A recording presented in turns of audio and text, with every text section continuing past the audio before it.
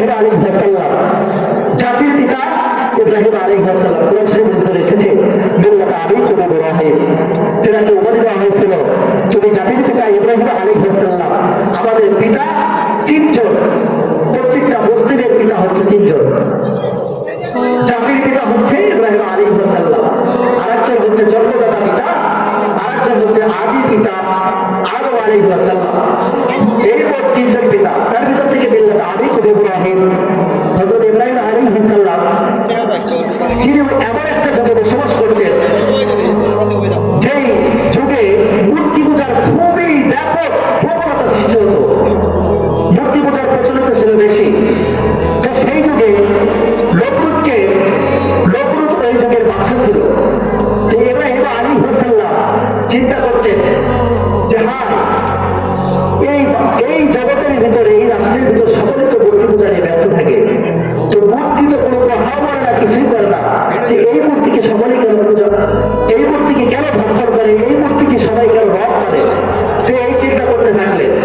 এই চিন্তা করার পর মূর্তি পূজা শুরু হয়েছে। দেখবেন একটা জিনিস লক্ষ্য করে দেখবেন, আমাদের সমাজের ভিতর, রাষ্ট্রের ভিতর, এলাকার ভিতর হিন্দুরা কিন্তু পূজা করে, অনেক পূজাই থাকে, তার ভিতর বাৎসরিক একটা মেন পূজা থাকে, যেই পূজাতে তারা তাদের মূর্তি লাঠি মেরে নদীতে ফেলে দেয় হয়তো। তো সেই পূজাতে হযরত ইব্রাহিম আলাইহিস সালামকে বলা হয়েছে চলো পূজাতে যাই। তো ইব্রাহিম আলাইহিস সালাম চিন্তা করছে না, আজকে যাবো না। তাদের কাছে মিথ্যা কথা বলছে যে আমি একটু অসুস্থ, মূর্তি পূজায় যেতে পারবো না। তো তারা চলে গেছে, পুরো রাষ্ট্র ফাঁকা। ইব্রাহিম আলাইহিস সালাম নিজের বাসায় এক যুবক রসমালাইয়ের বাটি হাতে নিয়ে গেছে মূর্তির ঘরে, শ্মশান ঘাট অর্থাৎ যেখানে মূর্তি রাখা হয় সেখানে গেছে। গিয়ে মাঝখানে দেব মূর্তি আর সাইডে চালাবেলা মূর্তি হয়তো রাখা হয়েছে। তো সমস্ত মূর্তিগুলোকে সে জিজ্ঞাসা করতেছে রসমালাই খাও। রসমালাইয়ের বাটি নিয়ে সমস্ত মূর্তিগুলোর মুখের উপর ধরছে রসমালাই খাও। কোন মূর্তি রসমালাই খায় না। মাঝখানের মূর্তিকে বলছে রসমালাই খাও, খায় না। সে রাগ হয়ে বলছে রসমালাই খাও, তাও খায় না। তো সে রাগান্বিত হয়ে তেনার হাতে ছিল কুড়াল ছিল, কুড়াল নিয়ে সমস্ত মূর্তিগুলোকে ভেঙে চুরমার করে দিয়ে, যেটা মেন মূর্তি ছিল, যেটা তাদের ভিতর সবচেয়ে বড় মূর্তি ছিল, সেই মূর্তির গলার উপর রেখে দিয়েছিল বড় কুঠার, ওই কুড়ালটা রেখে দিয়েছিল। তো তারা সকলে মূর্তি পূজায় গেছে। সমস্ত এলাকার লোকজন, রাষ্ট্রের লোকজন মূর্তি পূজা করে এসে এখন মূর্তিকে নদীতে ডুবাইয়া দেবে, ফেলাইয়া দেবে। তো শ্মশান ঘাটে গিয়ে দেখে তরুণ অবস্থা হয়ে আছে, একটা মূর্তিও ভালো নয়, সমস্ত মূর্তি ভেঙে চুরমার হয়ে আছে। এই কাজ করছে কে? তদন্ত করতে করতে করতে করতে চিন্তা ভাবনা করছে, রাষ্ট্রের ভিতর তো কোনো লোক ছিল না, একজন ছিল, সেটা ইব্রাহিম ছিল। ইব্রাহিমকে গিয়ে জিজ্ঞেস করতে, হে ইব্রাহিম, এই কাজ করলো কে? এত বড় কাজ করলো কে? এত বড় ক্ষতি কে করলো? তো ইব্রাহিমকে গিয়ে জিজ্ঞাসা করা হয়েছে। ইব্রাহিম আলাইহিস সালাম সাথে সাথে উত্তর দিছে, আমি জানি না, তোমরা যে খোদাকে মানো সেই খোদাকে গিয়ে জিজ্ঞাসা করো না কেন? সেই খোদাকে গিয়ে জিজ্ঞাসা করো, সেই তো উত্তর দেবে। তো তারা বুঝতে পারছে যে এই কাজ ইব্রাহিম ছাড়া কেউ করে না, কারণ ইব্রাহিমের ভিতরে একটু ভেজা। তো সাথে সাথে তেনাদের বাদশা হচ্ছে নমরুদ। যেমন আমাদের এলাকার ভিতর যদি কোনো কিছু হয়, কারো বিচার যদি হয়, সাথে সাথে বিচার দেয় এলাকার কোনো মাতব্বার না পারলে চেয়ারম্যান যায়, চেয়ারম্যান না পারলে পুলিশের কাছে যায়, পুলিশ না পারলে সেনাবাহিনী না পারলে র্যাব, তারপরে যে কোনো একটা ব্যবস্থা নেওয়া হয় না জেলা থেকে। তো সেরকম ব্যবস্থা একদম উপর পর্যায়ে হচ্ছে নমরুদ। তো তার কাছে বিচারটা দেওয়া হয়েছে। তো নমরুদ চিন্তা ভাবনা করার পরে ইব্রাহিমকে ডাক দিছে, ইব্রাহিম চলে আসো। ইব্রাহিমকে ডাক দেওয়া হয়েছে তেনার রাষ্ট্রের ভিতর, বিচারের ভিতর ডাক দেওয়া হয়েছে। ডাক দেওয়ার পরে জিজ্ঞাসা করতে হয়েছে, হে ইব্রাহিম, এত বড় কাজ, জঘন্য কাজ কে করবো? তো সে সাথে উত্তর দিছে, রাগান্বিত স্বরেই বলছে, যাও, একই প্রশ্ন আমাকে বারবার কেন করা হচ্ছে? তোমরা যেই খোদাকে মানো সেই খোদাকে গিয়ে জিজ্ঞাসা করবে কেন? সেই তো উত্তর দেবে। তো নমরুদ তো রাগে ফায়ার হয়ে জেলার এলাকা, জেলার রাষ্ট্রের যত লোক ছিল সকলকে বলছে, এই খড়ি জোগাড় কর, এলাকার ভিতর যত খড়ি আছে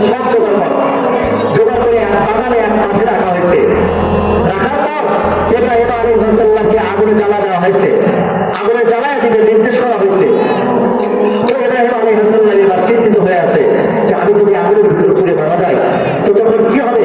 তো তখন নিঃস্ব অবস্থায় আল্লাহর কাছে দুইটি হাত করে ফরিয়াদ করছেন, হে আল্লাহ, আমাকে তো আগুনে জ্বালায় দিতে যাচ্ছে, কারণ আপনার একমাত্র আপনাকে বিশ্বাস করে বিদায় আমি মূর্তিগুলোকে এরকম করছি। তো আল্লাহ তাআলা বলছে, বান্দা ইব্রাহিম আমার নবী বন্ধু, কোনো সমস্যা নাই, তুমি আগুনের ভিতর যাও, আমি সেই ব্যবস্থা করতেছি। আগুনকে আল্লাহ রাব্বুল আলামিন এমন ভাবে নির্দেশ করছেন, কথাটা বোঝার চেষ্টা করবেন। আগুনকে বলছে, হে আগুন, 40টা দিনের জন্য তুমি এমন ঠান্ডা হয়ে যাবে, তুমি আগুন জ্বলবা ঠিকই, কিন্তু ইব্রাহিমের গায়ে যেন, ইব্রাহিমের শরীরে যেন আগুন না লাগে, এমনকি তুমি আগুন এরকম ঠান্ডা হয়ে যাবা যে ঠান্ডার জন্য ইব্রাহিমের যেন ঠান্ডা সর্দি না লাগে। সুবহানাল্লাহ। তাহলে দেখেন আগুন তখন আল্লাহকে বলছে, আল্লাহ কি কেমন অর্ডার দিলাম, আমি ঠান্ডাও হবো ঠিক, আবার ইব্রাহিমের জন্য ঠান্ডাও না লাগে, এ কেমন নির্দেশ? আল্লাহ বলছে তুমি ঠান্ডা হবা, এমন ঠান্ডা যে ঠান্ডার কারণে আমার ইব্রাহিমের কোনো কষ্ট না হয়। তো যখন বলছে আচ্ছা আল্লাহ ঠিক আছে, সমস্যা নেই। এখন ইব্রাহিম আলাইহিস সালামকে আগুনের ভিতর রাখা হয়েছে, 40টা দিন ইব্রাহিম আলাইহিস সালামকে আগুনে জ্বালা দেওয়া হয়েছে। ইব্রাহিম আলাইহিস সালামের একটা সম্পর্ক করে দেয়। সুবহানাল্লাহ। 40টা দিন যাওয়ার পর ইব্রাহিম আলাইহিস সালামের বয়স যখন 83 বছর, তখন তাকে জিজ্ঞাসা করা হয়েছে, হে ইব্রাহিম, আপনি তো 40 দিন আগুনের ভিতর থাকছেন, এর মনোভাব, এর প্রবণতা আপনার কেমন ছিল? তখন ইব্রাহিম আলাইহিস সালাম শুকরিয়া করে আর বারবার বলে, আরে পাগল, আমি যেই 40টা দিন ওই আগুনের ভিতর থাকছি, এই 40 দিন যতটা শান্তি পাইছি, এত শান্তি মনে হয় আমার এই 83 বছরের মধ্যেও পাই নাই। সুবহানাল্লাহ। তাহলে দেখেন ইব্রাহিম আলাইহিস সালামকে আল্লাহ তাআলা এত বড় পরীক্ষা করাইছেন, তবুও কিন্তু পরীক্ষা শেষ হয় নাই। এই পরীক্ষার পর যখন 83 বছর হয়েছে, আল্লাহ রাব্বুল আলামিন বলতেছে, হে ইব্রাহিম, তোমার বয়স কত? তো তখন সে সাজতে বলছে, আল্লাহ আমার বয়স 83। তো তখন বলছে, তুমি কি সুন্নতে খতনা করছো? তো তখন বলছে, না আমি সুন্নত করি নাই, সুন্নতে খতনা করি নাই, অর্থাৎ মুসলমানি, গ্রাম্য ভাষায় বলা হয় বলে মুসলমানি। তখন বলছে, না মুসলমানি করি নাই। তো আল্লাহ রাব্বুল আলামিন সাথে সাথে অর্ডার করছে, তোমার নিজের সুন্নতে খতনা, নিজের মুসলমান তুমি নিজেই করো। তখন বলছে, আল্লাহ কি দিয়ে করবো, কোথায় দিয়ে? তোমার নিজের সুন্নতে খতনা নিজেই করে না। তাহলে দেখেন কত বড় পরীক্ষা। আল্লাহ রাব্বুল আলামিন যেটাকে বললো নিজের সুন্নতে খতনা নিজেই করো, তাও আবার কুফর দিয়ে, কুরাল দিয়ে, তো তখন নিজের সুন্নতে খতনা নিজেই করে নেবে। যারা স্ত্রী ছিলেন হাজেরা, তো তখন আল্লাহ তাআলার কাছে স্বামী স্ত্রী মিলে আল্লাহর কাছে দোয়া করলেন, আল্লাহ আমাদেরকে একটি সন্তান দাও।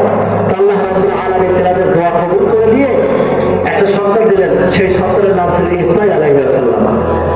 ইসমাঈল আলাইহিস সালাম যখন একটু বড় হইলেন, যেখান থেকে আমরা চন্দ্রের পানি খাই, অর্থাৎ যখন হাজিগুল হজ করতে যায়, তারা কিন্তু এলাকার ভিতর পানি দিয়ে আসে, অনেকেই কিন্তু পানি খান চন্দ্রের। কিন্তু এই চমচমটা কোথায় থেকে শুরু হয়েছে সেটা মনে হয় অনেকে জানেন না। সেটা একমাত্র শুরু হয়েছে ইসমাঈল আলাইহিস সালামের কারণে। দেখেন কত বড় পরীক্ষা। এলাকাতে যখন একটা মেয়ের সন্তান হয়, পুরো দায়িত্বটা পড়ে তার স্বামীর উপর, কিন্তু অর্থাৎ পুরো মেনটেনটা করতে হয়, পুরো সংসারের দায়িত্ব কিন্তু একজন স্বামীর, একটা ছেলে মানুষের। তো ইব্রাহিম আলাইহিস সালামের স্ত্রীর সন্তান হয়েছে, এখন তো দায়িত্ব ইব্রাহিমেরই, তিনি সব কিছু করতেছেন। এমন অবস্থায় আল্লাহ তাআলার দরবার থেকে নির্দেশ আসছে, হে ইব্রাহিম, তুমি তোমার সন্তান এবং স্ত্রীকে রেখে আসো পাহাড়ের উপর,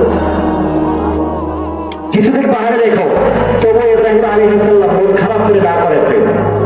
ইব্রাহিম আলাইহিস সালাম ইসমাঈল আলাইহিস সালামকে নিয়ে রওনা হইলেন পাহাড়ের নিকট। পাহাড়ে গিয়ে রেখে আসলেন। পানির পিপাসা লাগার কারণে পানি খুঁজতে খুঁজতে ইসমাঈল আলাইহিস সালামের একটা পায়ের কারণে জমজম কূপ খুলে গেল। সুবহানাল্লাহ।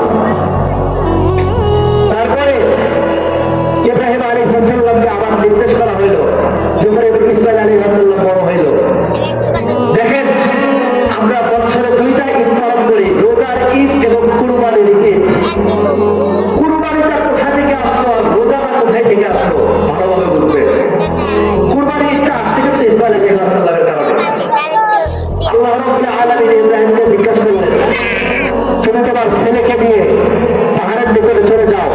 এবং তুমি তোমার ছেলেকে নিজের হাত দিয়ে নিজের তলোয়ার দিয়ে নিজেই জব করে সেটাকে নিজেই জব করে দাও। তো ইব্রাহিম আলাইহিস সালাম তবুও না করেন নাই। ইসমাইল আলাইহিস সালামকে নিয়ে রওনা হলেন পাহাড়ের দিকে। গিয়ে আল্লাহ কিন্তু সব পরীক্ষা দিচ্ছেন যে দেখি আমার বাস্তব নবীটা কেমন, আমার বন্ধুটা কেমন, সে সার্থক নবী না স্বার্থদায়ক নবী, এটাই পরীক্ষা করার জন্য। তো ইব্রাহিম আলাইহিস সালাম তার ছেলে ইসমাইল আলাইহিস সালামকে নিয়ে গেলেন পাহাড়ের দিকে। তেনাকে শোয়াইয়া তেনার ছেলে ইসমাইল আলাইহিস সালাম বলতেছেন, বাবা আমাকে জব করে ফেলে দাও, যেহেতু আল্লাহ রাব্বুল আলামিনের উপর থেকে অর্ডার আসছে। ইসমাইল আলাইহিস সালাম শুরু করছেন। ইব্রাহিম আলাইহিস সালাম নিজের হাতের ভিতর তলোয়ার শক্ত করে ধরে তেনার গলার উপর তলোয়ার দিয়ে বারবার এরকম ভাবে ভেসায়, বারবার এরকম ভাবে তলোয়ার দিয়ে শক্তি দিয়ে ভেসায়, কিন্তু কোনো বাড়ি কাটে না, একটু কিঞ্চিত পরিমাণ রক্ত বের হয় না। যেরকম সুবহানাল্লাহ। পরিশেষে তিনি দুর্বল হয়ে উপর থেকে আল্লাহ রাব্বুল আলামিন ধোঁকা পাঠিয়ে দিলেন, যার কারণে উট পাঠিয়ে দিলেন, যার কারণে এই কুরবানির ঈদটা ওই ইসমাইল আলাইহিস সালামের কারণেই আমরা পেয়ে গেলাম। তাহলে দেখেন, আবার ইব্রাহিম আলাইহিস সালামকে বলা হলো মক্কার কাজ শুরু করে দাও। দেখেন এই মক্কাটা কার মাধ্যমে পাইল, তেনাদের মাধ্যমেই কিন্তু এসেছে এই মক্কা, কাবা ঘর। এখন কাবা ঘরের কাজ শুরু করবে কিভাবে? কাজ করার মতো কোনো যন্ত্রপাতি নাই। তো ইব্রাহিম আলাইহিস সালামকে আল্লাহ বললেন, কিছুদিনের জন্য তোমরা ঝাড়ুদার হয়ে যাও। অর্থাৎ আমাদের এলাকার ভিতরে কিন্তু পৌরসভার লোক এসে, হয়তো আমাদের এলাকাতে নাই, শহরে বা আপনারা যারা শহরে যান, এলাকার সাইডে কিন্তু অনেক ময়লা আবর্জনা থাকে, পৌরসভার লোক এসে ওগুলো কিন্তু পরিষ্কার করে। তো তাকে ইব্রাহিম আলাইহিস সালাম বললেন যে আল্লাহ রাব্বুল আলামিন ইব্রাহিম আলাইহিস সালামকে নির্দেশ করলেন, তোমরা কিছুদিনের জন্য ঝাড়ুদার হয়ে যাও, তুমি আর তোমার ছেলে। তো ইব্রাহিম আলাইহিস সালাম এবং ইসমাইল আলাইহিস সালাম দুইজন ঝাড়ুর কাজ শুরু করে দিলেন। ঝাড়ু দিয়ে কাবা ঘরের কাজটা, কাবা ঘর যেখানে তৈরি হবে সেখানে পরিষ্কার করে দিলেন। এবার আল্লাহকে বললেন, আল্লাহ কাজ সম্পূর্ণ। আল্লাহ রাব্বুল আলামিন ইব্রাহিমকে বললেন, হে ইব্রাহিম, এবার কাবা ঘরের কাজ শুরু করে দাও পাথর দিয়ে। তো শুরু করে দিলেন বাপ ছেলে ইসমাইল আলাইহিস সালাম এবং ইব্রাহিম আলাইহিস সালাম। এই দুজন মিলে কাজ করতে করতে এই গলা বরাবর অর্থাৎ বুক বরাবর হয়েছে। আমাদের এলাকার ভিতরে একটা জিনিস লক্ষ্য করবে, যখন রাজমিস্ত্রি লেবাররা কাজ করে বিল্ডিং এর কাজ, কাজ করতে করতে করতে করতে যখন তাদের বুক বরাবর হয়ে যায়, তখন তারা বাঁশ দিয়ে এরকম ভাবে উপরে সাজায়া তার উপর উঠে কিন্তু কাজ করে। তো তাদের বুক বরাবর কাজ সম্পূর্ণ হয়েছে। তখন আল্লাহকে ডাকতে বলতেছেন, আল্লাহ কাজ তো বুক বরাবর হয়েছে, আর থা পাইতেছে না, উপর থেকে কিভাবে লাগাল পাবো? আল্লাহ ডাকতে বললেন, হে ইব্রাহিম, একটা পাথর দিয়ে পায়ের তলে রাখো এবং তার উপরে ওঠো। তো পাথর দিয়ে পায়ের তলে রেখে উপরে উঠছে, উঠার পর তাও থা পাচ্ছে না। তো তখন আল্লাহকে ডাকতে বলছে, আল্লাহ তাও তো থা পাচ্ছে না।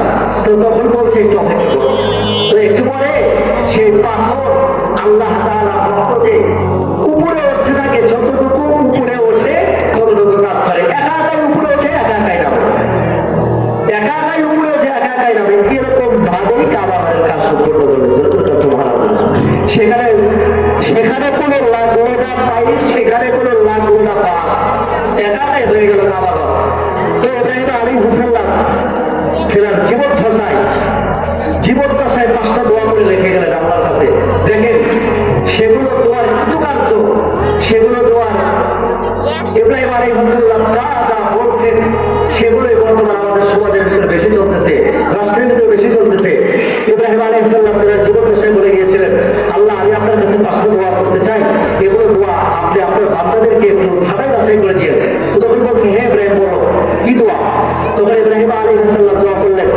ইব্রাহিম আলাইহিস সালাম আল্লাহকে ডাকতে বলতেছেন, আল্লাহ আমি মারা যাওয়ার পর পৃথিবীতে যত মানুষ আসবে, একটা মানুষের যেন জাহান্নামী না হয়, সকলের জন্য 5 ওয়াক্ত নামাজ পড়া হয়। আল্লাহকে ডাকতে বলবেন। দ্বিতীয় নাম্বার বলতেছে, কোন মানুষ যেন আমানত দিয়ে খিয়ানত না করে, সকলে যেন আমানত রাখে।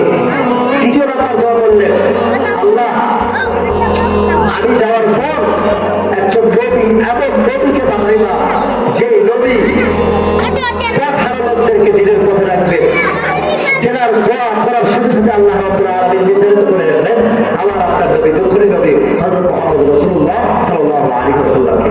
4 নম্বর দোয়া করলেন আল্লাহ পৃথিবীটা যেন ইসলাম অনুযায়ী চলে। 5 নম্বর দোয়া করলেন, প্রথমে সরাসরি বলতেছি, 5 নম্বর দোয়া করলেন আল্লাহ প্রত্যেকটা মানুষ যেন তিনি যা কামাই করবেন হালাল ভাবে উপার্জন করে হালাল ভাবে ব্যয় করবেন।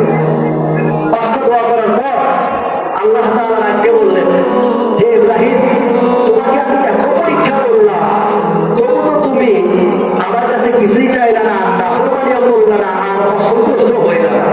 তো তখন সে বলছে, আল্লাহ আমি তোমাকে এতটা ভালোবাসি, এতটা বিশ্বাস করি, বিশ্বাসের কারণে আমি কখনো তোমার অসন্তুষ্ট হইনি। তখন আল্লাহ বলল, ইব্রাহিম, তোমাকে যাওয়ার মতো আমার কিছুই নাই, কিন্তু তোমাকে আমি একটা পুরস্কার দিচ্ছি, একটা ইনাম। তুমি আজ থেকে কারোর পিতা নয়, সেটা হলো তুমি আজ থেকে পুরো পৃথিবীর জাতির পিতা। মিল্লাতা আবিকুম ইব্রাহিম, মিল্লাতা আবিকুম ইব্রাহিম, তুমি পুরো জাতির পিতা ইব্রাহিম আলাইহিস সালাম। সুবহানাল্লাহ। তাহলে দেখেন ইব্রাহিম আলাইহিস সালাম কিন্তু এত বড় একজন নবী ছিলেন, ফেভারিট নবী, আল্লাহ তাআলার নবী, ফেভারিট নবী একজন। এরকম ভাবে আরেকজন নবী ছিলেন হযরত মুসা আলাইহিস সালাম। অনেকেই এই ইসলামের জন্য, ইসলামকে বাস্তবায়ন করার জন্য, আল্লাহকে রাজি খুশি করার জন্য নিজের শরীর থেকে রক্ত ঝরাইছে। এরকম ভাবেই হযরত নবী সাল্লাল্লাহু আলাইহি ওয়াসাল্লামের যুগে হযরত বেলাল রাদিয়াল্লাহু তাআলা আনহু ছিলেন। বেলাল রাদিয়াল্লাহু তাআলা ছিলেন, আপনারা হয়তো অনেকেই জানেন বেলাল রাদিয়াল্লাহু তাআলা। আল্লাহ তাআলা হযরত মুহাম্মদ রাসূলুল্লাহ সাল্লাল্লাহু আলাইহি ওয়াসাল্লাম আমাদের নবী সাল্লাল্লাহু আলাইহি ওয়াসাল্লামের যুগে 4 জন খলিফা ছিলেন। হযরত আবু বকর সিদ্দিক রাদিয়াল্লাহু তাআলা, হযরত ওমর রাদিয়াল্লাহু তাআলা, আর 2 জন ছিলেন। যাই হোক, হযরত বেলাল রাদিয়াল্লাহু তাআলা যেই যুগে বসবাস করতেন, সেই যুগে এরকম একটা অত্যাচার ছিল। ওই যুগে যদি কেউ আল্লাহকে বিশ্বাস করত আর আল্লাহু আকবার বলে একবার ধরে দিত, তাকে সাথে সাথে হত্যা করার অনুমতি একদম কড়াভাবে নির্দেশ দেওয়া হতো। আল্লাহ রাব্বুল আলামিন ওই সময় নবী সাল্লাল্লাহু আলাইহি ওয়াসাল্লামকে নির্দেশ করলেন, হে আমার নবী হযরত মুহাম্মদ রাসূলুল্লাহ সাল্লাল্লাহু আলাইহি ওয়াসাল্লাম, আপনি আপনার দ্বীন প্রচার চালায় যেতে থাকেন। দেখেন হযরত বেলাল রাদিয়াল্লাহু তাআলা আল্লাহকে এত ভালোবাসতেন, আল্লাহকে এতটা বিশ্বাস করতেন। হযরত বেলাল রাদিয়াল্লাহু তাআলা আল্লাহকে এতটা ভালোবাসতেন, তিনি যার গোলামি করতেন, তিনি যে আল্লাহকে বিশ্বাস করতেন, তার গোলাম বুঝতে পারত, উমাইয়া বুঝতে পারত। ইব্রাহিমের মতোই সেম কাহিনী হযরত বেলাল রাদিয়াল্লাহু তাআলা, যারা বাদশা বলল, তুমি ইসলাম ছাড়বা কি ছাড়বা না? বেলাল বলে, না আমি ছাড়বো না, আমি আল্লাহকে ভালোবাসি, আল্লাহকে বিশ্বাস করি, লা ইলাহা ইল্লাল্লাহু মুহাম্মাদুর রাসূলুল্লাহ, লা ইলাহা ইল্লাল্লাহু মুহাম্মাদুর রাসূলুল্লাহ, মুহাম্মাদুর রাসূলুল্লাহ সাল্লাল্লাহু আলাইহি ওয়াসাল্লাম। আমি আমার নবীকে বিশ্বাস করি, কালেমা পড়ে মুসলিম হয়েছি। হযরত খাব্বাব রাদিয়াল্লাহু তাআলা আগুনের মধ্যে